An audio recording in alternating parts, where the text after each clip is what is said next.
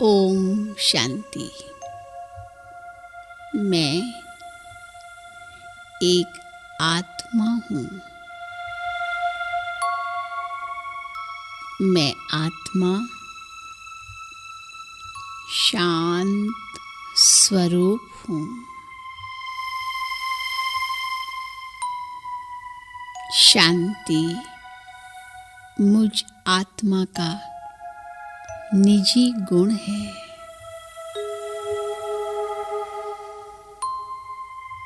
शांति मेरा असली स्वभाव है।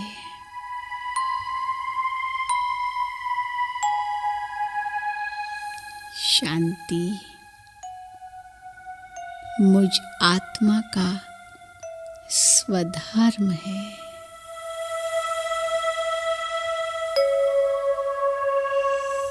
शांति की शक्ति मुझ आत्मा में समाई हुई है।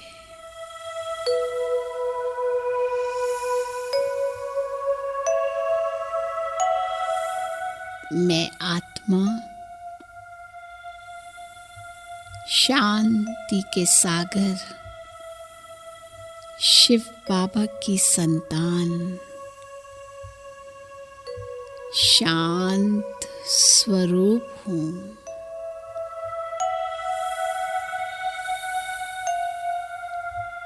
मेरा असली धाम 5 तत्वों से पार शांति धाम है, जहाँ सर्वत्र शांति ही शांति है। प्रकाश ही प्रकाश है।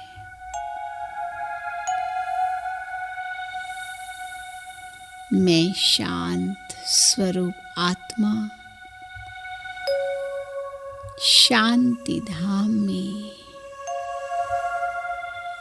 शांति के सागर शिव बाबा के सम्मुख हूँ।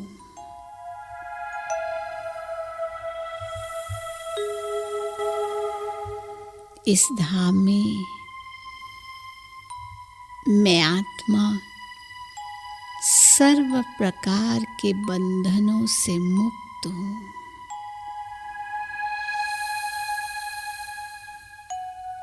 संकल्पों से भी मुक्त हूँ।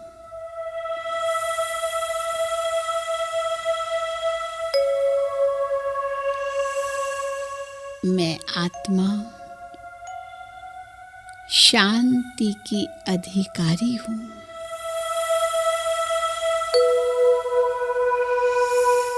शांति मुझ आत्मा की सबसे महान शक्ति है।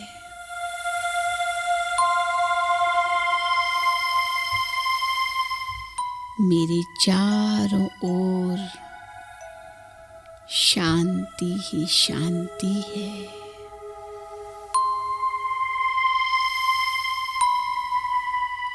मीठे बाबा, आपने मुझे शांति का अनमोल खजाना देकर भरपूर कर दिया है।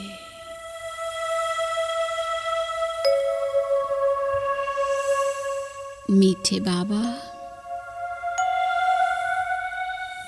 आप ही मेरे जीवन के सच्चे सहारे हो।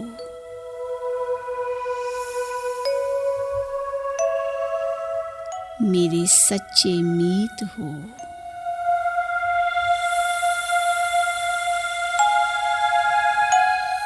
शांति की किरणें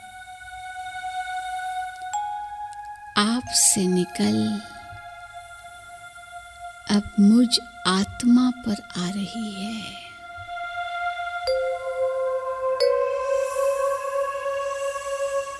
आपसे अपार शांति मिल रही है।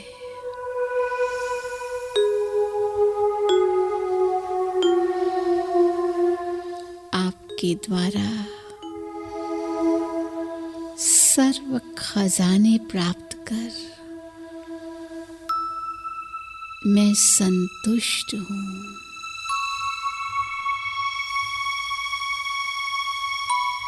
तृप्त हूँ।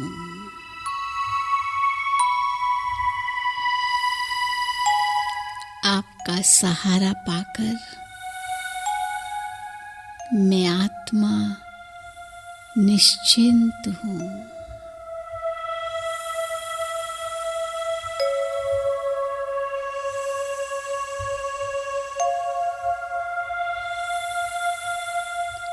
बाबा, मैं आत्मा सर्व सांसारिक इच्छाओं से परे हूँ। अब तो केवल आप ही मेरा संसार हो।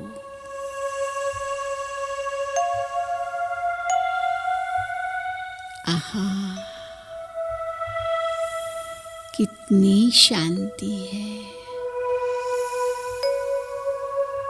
एक दिव्य शांति, परम शांति। शांति का अनुभव कितना सुहावना है।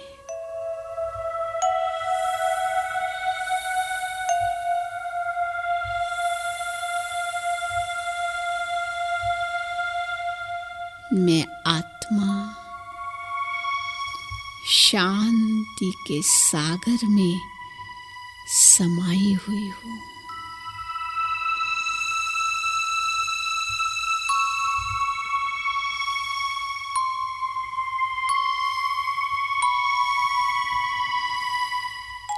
अब शांति के प्रकंपन मुझ आत्मा से निकलकर चारों ओर फैल रहे हैं।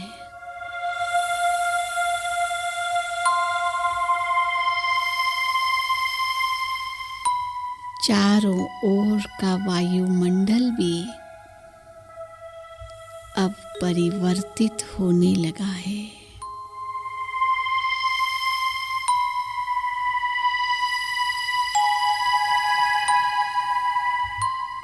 शांति के प्रकंपन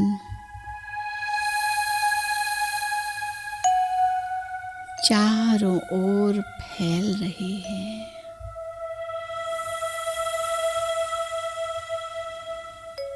इससे सहज ही सारे विश्व में शांति आ जाएगी और यह संसार स्वर्ग बन जाएगा।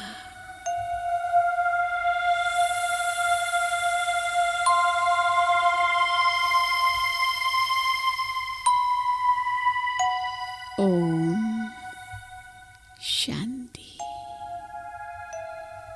शांति शांति।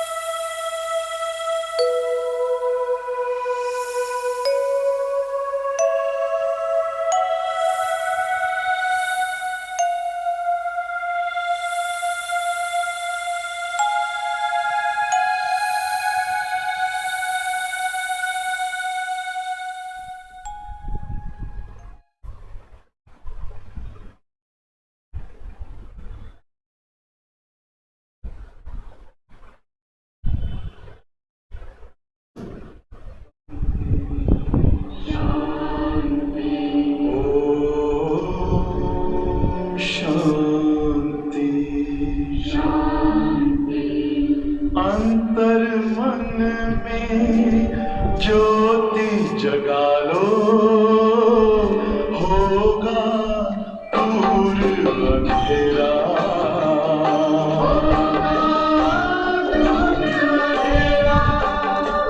शिव का कर लो ध्यान आ रहा पावन पुण्य सवेरा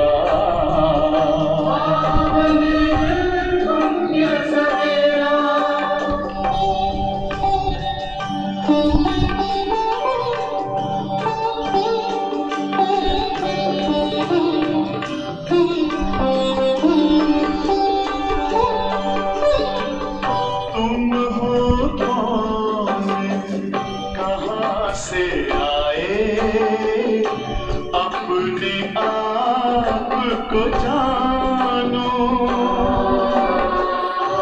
राजयोग के द्वारा अपना परम पिता पहचानो इसी राजपथ पर चलकर तुम पालो अपना बसेरा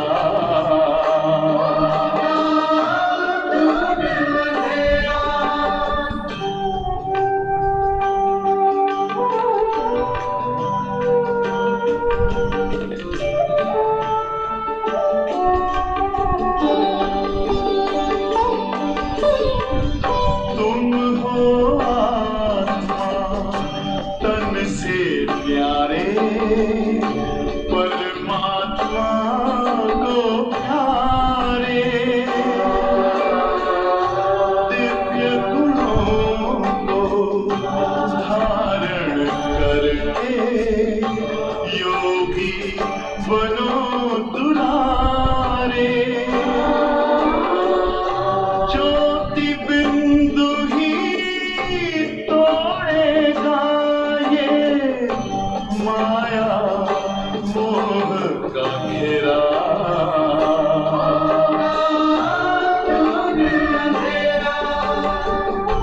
अंतर मन में ज्योति जगा लो होगा दूर अंधेरा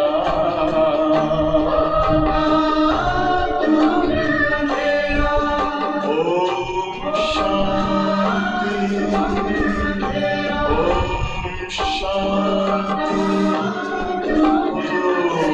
शांति ओम शांति।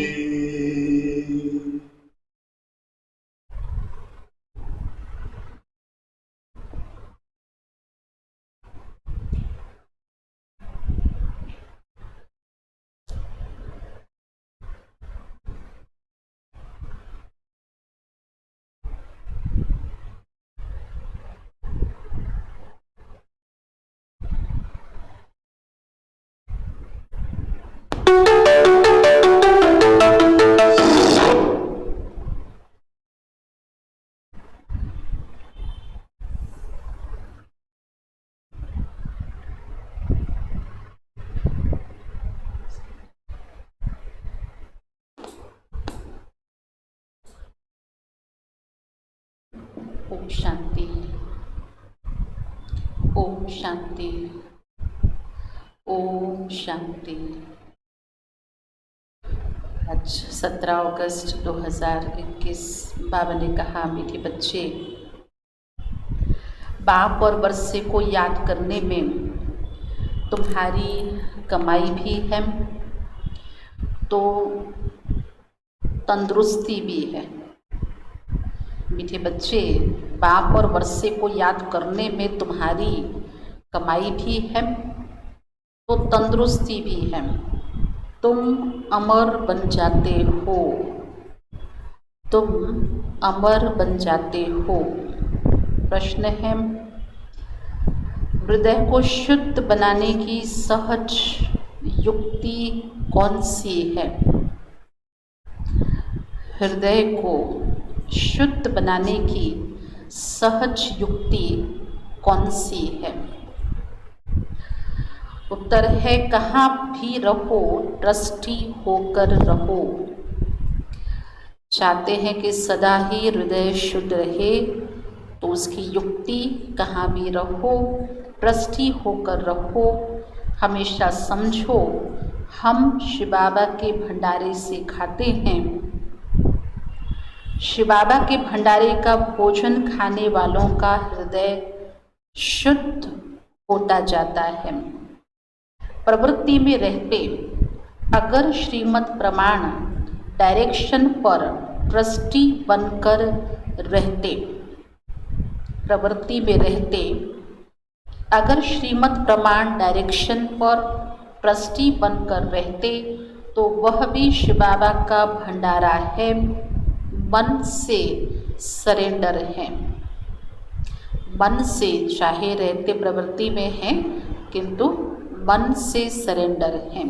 अगर ट्रस्टी बनकर रहते, श्रीमद् प्रमाण डायरेक्शन पर चलते तो मन से सरेंडर हैं। ओम शांति। जन्म जन्मांतर आधा कल्प बच्चों ने सत्संग किए हैं। साधु संत पंडित आदि सब मनुष्यों का सत्संग होता है। ये कोई भी मनुष्य का सत्संग नहीं, इसको कहा जाता है रूहानी सत्संग। सुप्रीम रूह रूहों के साथ रूरिहान अर्थात सत्संग करते हैं। यहाँ तुम कोई मनुष्य से नहीं सुनते हो, न देवताओं से सुनते हो, तुम सुनते हो भगवान से। भगवान को हमेशा निराकार कहा जाता है और भगवान आते ही तब हैं जब बच्चों को भगवान भगवती बनाने के लिए पढ़ाना है। भगवान आते ही तब हैं जब बच्चों को भगवान भगवती बनाने के लिए पढ़ाना है। भगवान और भगवती का पद सिवाय भगवान के कोई दे न सके। तुम बच्चे जानते हो कल्प कल्प संगम युग होता है तो निराकार भगवान आकर हमको यह ज्ञान देते हैं। यह भी सिर्फ तुम ही समझते हो, दूसरा कोई मुश्किल समझ सके। शिव बाबा आते हैं जरूर, परंतु उनके बदले कृष्ण को गीता का भगवान कह दिया है तो जरूर सभी की बुद्धि में मनुष्य तन ही आता होगा, क्योंकि कृष्ण को भगवान कह दिया तो सभी की बुद्धि में मनुष्य तन ही आता होगा। तुम ही दैवी गुण वाले थे और अब आसुरी गुण वाले बने हो, फिर अब दैवी गुण वाले बनते हो। दैवी गुण वालों को ईश्वरीय संप्रदाय, आसुरी गुण वालों को आसुरी संप्रदाय कहा जाता है। अब निराकार बाप निराकार संप्रदाय अर्थात आत्माओं को पढ़ाते हैं। इसीलिए कहा जाता है ईश्वरीय संप्रदाय। निराकार भगवान पढ़ाते हैं, इसीलिए कहा जाता ईश्वरीय संप्रदाय अथवा रूहानी संप्रदाय, जिन्हें रूहानी बाप आकर पढ़ाते हैं। अब तुम रूह अभिमानी बनते हो अर्थात आत्म अभिमानी, रूह अभिमानी बनते हो। हम आत्मा हैं, बाप हमको पढ़ाते हैं, कहते हैं मुझे याद करो तो तुम्हारे विकर्म विनाश होंगे। रूहों को ही पढ़ाते हैं, वही नॉलेजफुल है और ऋषि मुनि आदि तो सब नेति नेति कहते गए, अर्थात हम रूह को नहीं जानते हैं जब तक वह ज्ञान सागर सन्मुख न आए। ऋषि मुनि तो नेति नेति कहकर चले गए, जब तक वह ज्ञान सागर सन्मुख न आए तो ज्ञान कैसे समझाएं? ये अच्छी रीति समझने की बातें हैं। हमको कोई मनुष्य नहीं पढ़ाते हैं, हमको बाप पढ़ाते हैं। वह है बेहद का बाप, निराकार। यह भी बच्चों को समझाया है। साकार और निराकार दो बाप हर एक को होते हैं, एक रूहानी और दूसरा जिस्मानी। रूहानी बाप ही आकर रूहों को पावन बनाते हैं। तुम जानते हो, हम पावन थे, पतित बने, फिर पतित से पावन कैसे बनते हैं, चित्र भी सामने है। कैसे पतित से पावन बनते हैं, चित्र भी सामने है। बाबा राय देते हैं कि घड़ी घड़ी चक्र के सामने जाकर बैठो तो बुद्धि में सारा ज्ञान आ जाएगा कि हम अभी संगम युग पर बैठे हैं और सभी अपने को कलयुग में समझते हैं। कलयुग को घोर अंधियारा कहा जाता है। अभी तुमको संगम पर, अभी तुमको रोशनी मिली है। सतयुग में फिर तुमको ये ज्ञान नहीं मिलता है। अभी रोशनी है और सतयुग में फिर ये ज्ञान नहीं मिलता है। बाप जब आते हैं तब ही घोर सोजरा होता है। यह संगम युग है ही कल्याणकारी युग। इन जैसा युग कोई होता ही नहीं। जबकि बाप आते हैं।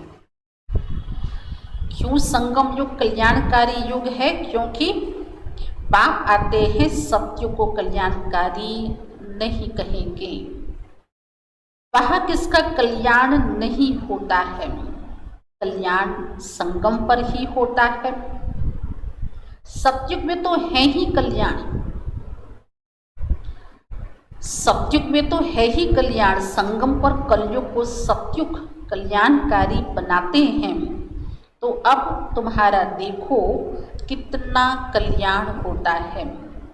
सिर्फ बाप और वर्षे को याद करने में कितनी तुम्हारी कमाई है। कमाई की कमाई भी है और तंदुरुस्ती की तंदुरुस्ती भी है। तुम्हारा जीवन अमर बनता है। तुम्हारी कभी अकाले मृत्यु नहीं होती। तो बच्चों को कितनी खुशी रहनी चाहिए, क्योंकि तुम्हारी बुद्धि में सारी नॉलेज है। यहाँ तुम बच्चे आते हो तो पुरुषार्थ कर म्यूजियम में चित्रों पर समझाने के लायक बनना चाहिए। अपने को लायक बनाने के लिए 7-8 रोज बैठकर सीखो, ताकि खुद को हम समझाने के लायक बना सके। 7-8 रोज बैठकर सीखो। प्रैक्टिस हुई, झट भागा सर्विस पर। सर्विस करके फिर लौट आए। ये सीखना तो बहुत सहज है। चित्र को सामने देखने से ही बुद्धि में आ जाता है कि हम संगम पर बैठे हैं। आज की दुनिया में बहुत मनुष्य हैं, कल बहुत थोड़े होंगे। इतने यह सब वापस जाने हैं। अभी बाप स्वयं आए हैं। बच्चों की कितनी इज्जत रखते हैं। दूर देश का रहने वाला आया देश पराई। रावण का देश पराया देश है ना। राम के देश में तो कभी रावण आ न सके। इस पर एक कहानी अथवा कथा भी सुनाते हैं। जो भी कथाएं सुनाते हैं वह सब है कहानियाँ। न तो कहानियों में कोई सार है, न नॉवेल्स में कोई सार है।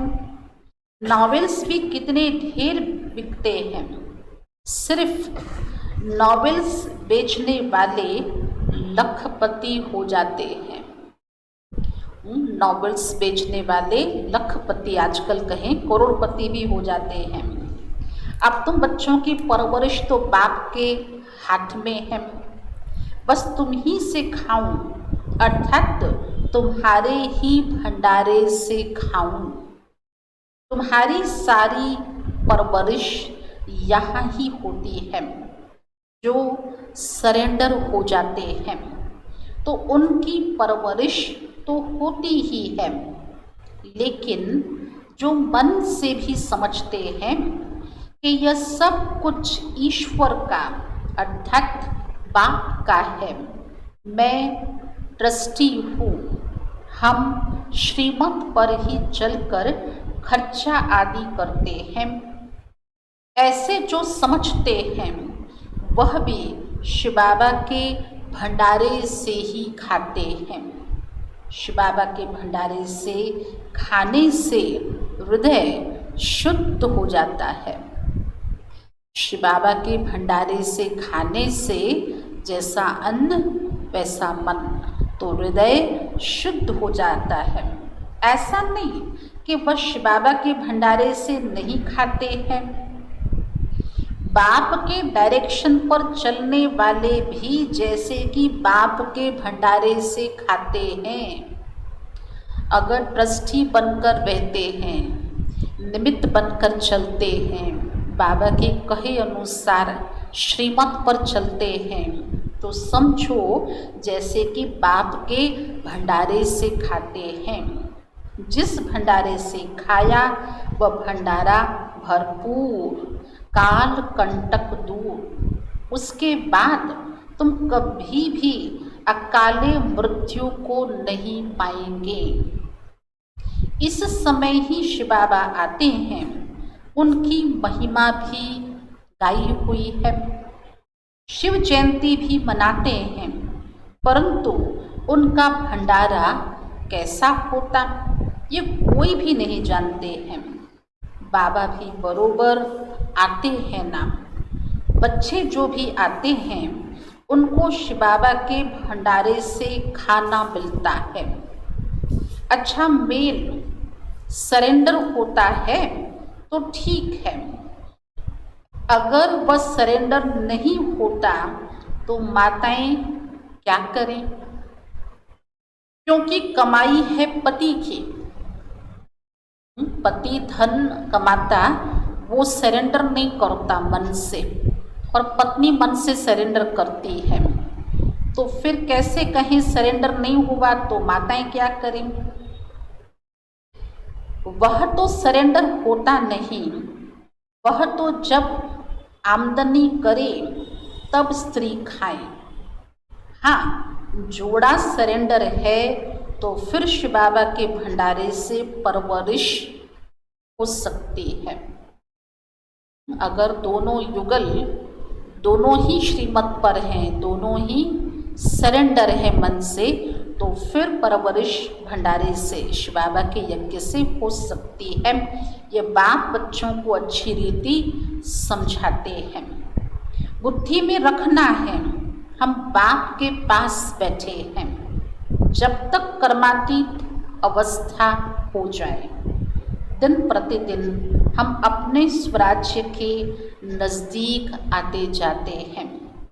समय बीतता जाता है, तुम नज़दीक आते जाते हो।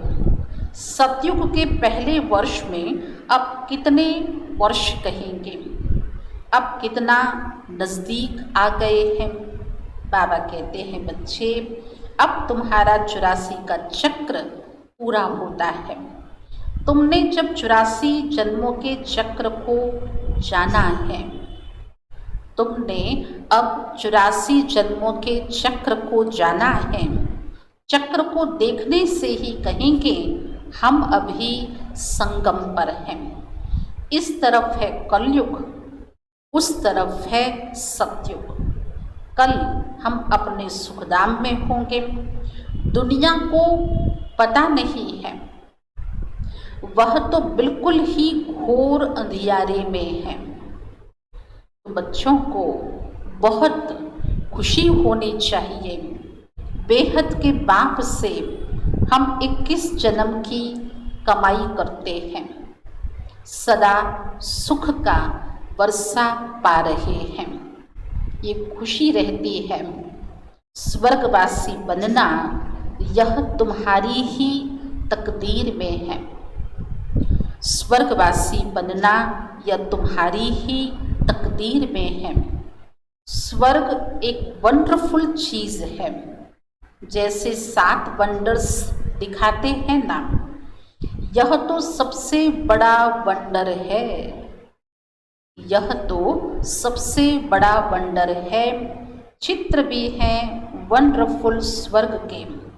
ये लक्ष्मी नारायण स्वर्ग के मालिक थे, इसीलिए बाबा ने लिखा था, ऊपर में सूर्यवंशी का लिखो, उसके नीचे चंद्रवंशी का लिखो, तो आधा कल्प पूरा हो जाएगा। सूर्यवंशी चंद्रवंशी 1250 वर्ष, तो फिर लाखों वर्ष की तो बात ही उड़ जाए। वंश को अगर सिद्ध कर दें उसकी आयुष्य को, तो फिर लाखों वर्ष की बात ही उड़ जाए।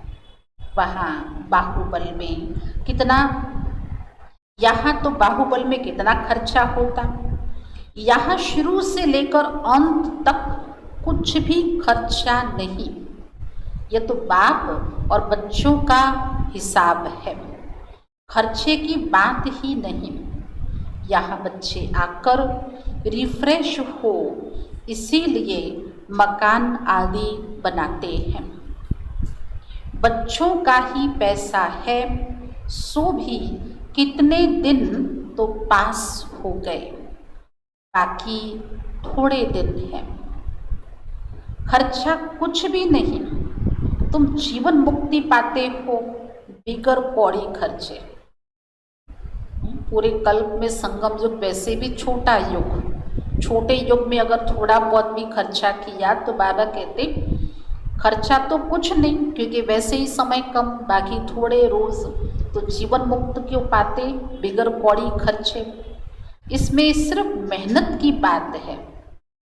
भगवान को तो सब भक्त याद करते हैं, परंतु ये नहीं जानते कि भगवान कौन है। भगवान को न जानने के कारण बहुतों को भगवान मान लेते हैं। अब तुम बच्चों को सच्चे बाप का परिचय देना है। बाबा ने कितनी बार समझाया है, बड़े बड़े चित्र मुख्य स्थानों पर लगाओ, जैसे एरोड्रम। एरोड्रम वाले क्या लेंगे, उनको समझाओ ये तो सब मनुष्यों के कल्याण के लिए है। इसको समझने से ही मनुष्य बाप से वर्षा ले विश्व का मालिक बन सकते हैं। मुख्य है दिल्ली, दिल्ली कैपिटल है ना, वहाँ सब इकट्ठे होते हैं। वहाँ 3 पर ऐसे बड़े बड़े चित्र हों। मुख्य है ही त्रिमूर्ति, गोला और झाड़। ये सीढ़ी तो कमाल की है, इसमें विनाश आदि भी अच्छी रीति लिखा हुआ है। और पतित पावन परमपिता परमात्मा है, वह पानी की गंगा जज करो। ब्रह्मा कुमार ब्रह्मा कुमारियां पूछते हैं, ईश्वर सर्वव्यापी है, वह एक निराकार परमपिता परमात्मा। बाप से तो बच्चों को वर्षा मिलता है। मुख्य है ही यह चित्र। त्रिमूर्ति का चित्र भी बहुत बहुत वैल्यूबल है। ब्रह्मा द्वारा विष्णुपुरी की स्थापना होती है, फिर वही पालना भी करेंगे। बच्चों को अथाह खुशी रहनी चाहिए। बेहद का बाबा हमको पढ़ाते हैं, बच्चों को बेहद खुशी होनी चाहिए, क्योंकि बेहद का बाप हमको पढ़ाते हैं स्वर्ग का मालिक बनाने के लिए। बाबा आकर स्वर्ग की स्थापना और नरक का विनाश कराते हैं, इसीलिए महाभारत लड़ाई भी साथ में है। हर 5000 वर्ष बाद ये चक्र फिरता है। बाप भी कल्प कल्प कल्प के संगम युगे आते हैं। गीता में उन्होंने फिर युगे युगे लिख दिया है। सो भी 5 युग हैं, 5 बार आए तो फिर 24 अवतार फलां अवतार क्यों लिख दिया? मान लो अगर 5 युग युगे युगे के हिसाब से तो 5 बार ही हुआ, पर 24 अवतार फलां अवतार क्यों लिख दिया है? मनुष्य कितने यज्ञ तप तीर्थ आदि करते रहते हैं, समझते हैं कि ये सब रास्ते भगवान से मिलने के लिए हैं, परंतु भगवान के पास तो कोई भी जा नहीं सकते हैं। आधा कल्प कितना माथा मारा है, जन्म जन्मांतर फेरे लगाए, यह किया, फिर भी बाप नहीं मिला। जन्म जन्मांतर चारों धाम लगाए फेरे, फिर भी हरदम दूर रहे, भगवान बाप नहीं मिला। अब बाप तो बच्चों के कितना नज़दीक है, तुमसे बात कर रहे हैं, तुमको समझा रहे हैं, तुम समझते हो। कल्प कल्प हूबहू हम ऐसे मिलते हैं, जो कुछ बीता कल्प कल्प होगा। इतना बाबा नज़दीक है, समझा रहे हैं और बच्चे भी ऐसे समझ रहे हैं कि कल्प कल्प हूबहू फिर ऐसे ही मिलेंगे, ऐसे ही होगा, वही दादा जौहरी होगा, फिर उसमें ही बाबा प्रवेश करेंगे, फिर वही बच्चे आकर बाप के बनेंगे और फिर से स्वर्ग का वर्षा लेंगे। यह बाप का तुम बच्चों के साथ अनादि अविनाशी पाठ कल्प कल्प ऐसे ही रिपीट होता रहता है। बच्चे समझते हैं यही बाबा जौहरी बाबा, इसी बाबा में प्रवेशता होगी, फिर से हम बाप के बच्चे बनेंगे, फिर से स्वर्ग का वर्षा लेंगे और यह बाप का तुम बच्चों के साथ अनादि अविनाशी पाठ कल्प कल्प ऐसे ही रिपीट होता रहता है।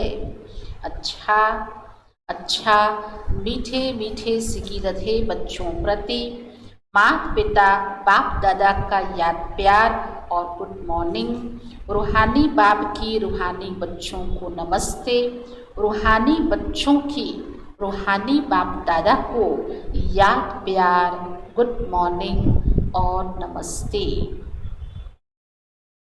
धारणा के लिए पहली पॉइंट है, यह कल्याणकारी संगम युग है, इसमें हर बात में कल्याण है, कमाई ही कमाई है। बाप और वर्षे को याद कर 21 जन्म के लिए जीवन को अमर बनाना है। प्रवृत्ति में रहते मन बुद्धि से सरेंडर होना है, श्रीमत पर खर्चा करना है, श्रीमत पर खर्चा करना है, पूरा ट्रस्टी होकर रहना है। शिव बाबा का भंडारा भरपूर, काल कंटक दूर। आज का वरदान है, विस्तार की रंग बिरंगी बातों से किनारा कर मुश्किल को सहज बनाने वाले, विस्तार की रंग बिरंगी बातों से किनारा कर मुश्किल को सहज बनाने वाले सहज योगी भव। जब बाप को देखने के बजाय बातों को देखने लग जाते हो तो कई क्वेश्चन उत्पन्न होते हैं और सहज बात भी मुश्किल अनुभव होने लगती है, क्योंकि बातें हैं वृक्ष और बाप है बीज। क्योंकि बातें हैं वृक्ष और बाप है बीज।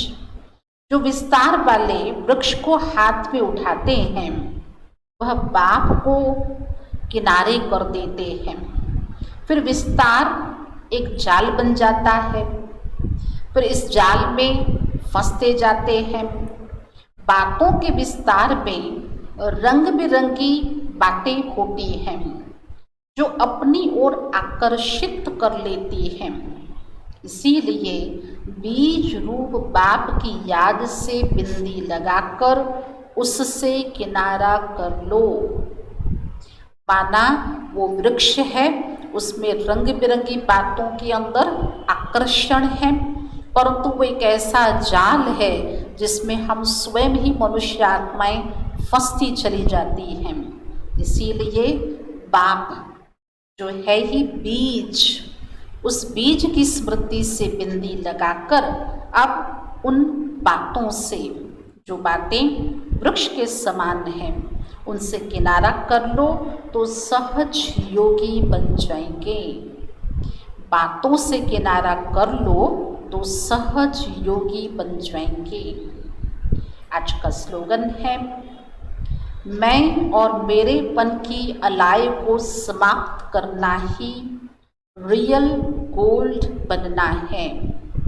मैं और मेरेपन की अलाय को समाप्त करना ही रियल गोल्ड बनना है। आज की दादी प्रकाशमणि जी की विशेषता, उनकी धारणा, निश्चय और विश्वास के आधार पर यज्ञ को आगे बढ़ाया।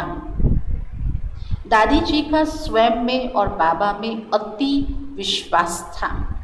उन्होंने यज्ञ वत्सों में भी विश्वास रखा और उन्हें सब जवाबदारियां देते आगे बढ़ाती रही। दादी जी को कुछ भूलना नहीं पड़ा। देह सहित सबसे सेकंड में नष्ट मोहा बन गई। कभी निश्चय में संशय नहीं आया। इसी कारण उनका फाउंडेशन मजबूत रहा। वह कभी किसी भी परिस्थिति में हिली नहीं। अचल अडोल एक रस स्थिति में स्थित रही। उनके अटूट विश्वास ने ही आज यज्ञ को इतना आगे बढ़ाया। ऐसी थी हमारी दादी, निश्चय और विश्वास के आधार पर सदा यज्ञ को आगे बढ़ाया। अच्छा, ओम शांति।